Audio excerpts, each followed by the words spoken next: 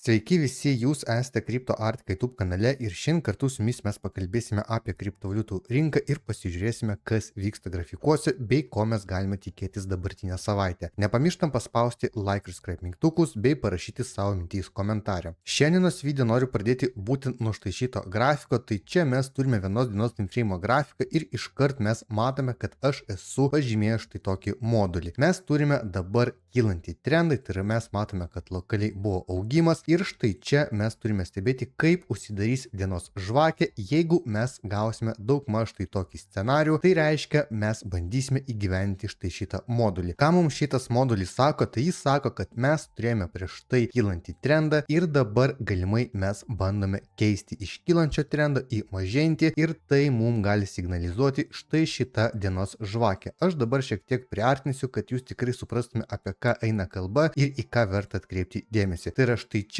mes turime dienos žvakę ir jeigu mes gausime, kad jinai užsidarys bent jau kažkiek žemiau už prieš tai esančią štai šitą žvakę, tai reiškia, mes galime žiūrėti štai šitą modulį ir tikėtis, kad trendas keičiasi ir mes eisime žemiau. Kol kas mes matome, kad štai čia yra tokia palaikymo zona ir jinai prieš tai veikia kaip pasipriešinimo zona. Mes matome ją štai čia ir matome, kokia buvo reakcija. Dabar buvo pramušimas, štai čia mes patvirtiname, kad šita zona yra veidrodinė ir jinai veikia kaip palaikymas, bei mes bandome išeiti iš dabartinio kylančio kanalo ir eiti aukščiau. Taip pat verta žinoti ir dar kartą noriu priminti, kad mes štai čia turime gapą, čia yra gapo viršutinė riba ir jinai yra netoli $85 000 ribos. Toliau mes turime štai tokį bitkoino grafiką, jis vis dar išlieka aktualus ir trumpai noriu pakomentuoti, ką mes čia matome. Visų pirma, štai čia mes turime pasipriešinimą levelį, iki kurio mes galime nueiti pakankamai greitų impulsų. Jis randasi maždaug ties $86 000 ir dabar mes matome štai šitas trendo linijos, čia yra dvi trendo linijos ir jos sudaro modulį, kuris vadinasi pas mus Rising Wedges ir aišku, jo tikimybė, kaip ir minėjau prieš tai, yra didesnė, kad mes gausime korekciją ir eisime į apačią. Tik kyla klausimas, ar mes gausime per fakeoutą kritimą, ar mes eisime nuo dabartinių kainų ir pamatysime dar vieną bandymą pramušti štai šitą levelį ir nueiti šiek tiek žemiau nei yra šitas levelis ir trendo linija. Jeigu mums pavyks nueiti šiek tiek žemiau šitą levelį ir trendo linijos, tai nereikia skubėti atsidarinti short pozicijų, reikia sulaukti dar vieno retesto ir tik tada, kai mes gausime štai tokią bangą, tada galime skirti keletą bandymų, pasimti keletą pozicijų tiek bitkoino, gali būti į firmas. Į firmą aš jau esu atsidaręs short poziciją ir žiūrėsiu, kaip kaina reaguos toliau. Toliau noriu pakalbėti šiek tiek bendrai apie bendrą situaciją rinko, ne tik kriptovaliutų rinko, bet ir akcijų rinko. Čia mes matome S&P 500 ir mes matome, kad štai čia buvo false breakas, mes nuėjome į viršų ir jeigu mes pasižiūrėsime pagal indikatorius, tai kol kas mes matome pakankamai stiprų divergence, tai reiškia, kad pas mus yra štai čia banga didesnė už prieš tai esančią, o mes matome indikatorį visiškai priešingą vaizdą ir tai pas mus sudaro trendą silpnumo, kuris vadinasi divergence'as. Tai mes dabar gyvename K formos ekonomikoje ir toj aš paaiškinsiu, ką tai reiškia. Tai visų pirma, trumpai tariant, tai reiškia, kad turtingi tampa dar turtingesni, o kas turi šiek tiek mažiau pinigų, aišku, jie jaučia infliaciją, nes infliacija pas mus dabar kyla ir tai aišku daro pas mus naftos kainą, nes naftos kaina, kaip jūs jau žinote, eina į viršų ir automatiškai pas mus infliacija kyla, nes visos prekės ir panašiai brangsta. Dabar trumpai noriu pakalbėti, ką